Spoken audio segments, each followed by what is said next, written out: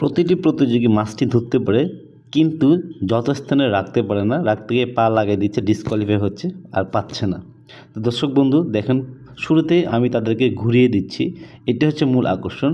কেননা পুরস্কারটি যদি আমি ঘুরিয়ে না দিই তাহলে সহজেই পেয়ে যাবে। তো ঘুরিয়ে দেওয়ার ফলে তারা সঠিক স্থানে যেতে পারে না।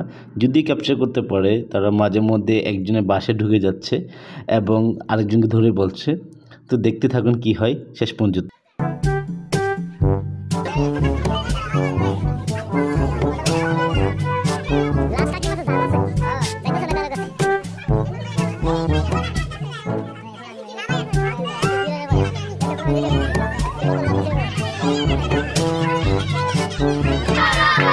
শাবাশ, টাইম কিন্তু বেশি নাই, আর বেশি নাই, আর বেশি টাইম নাই।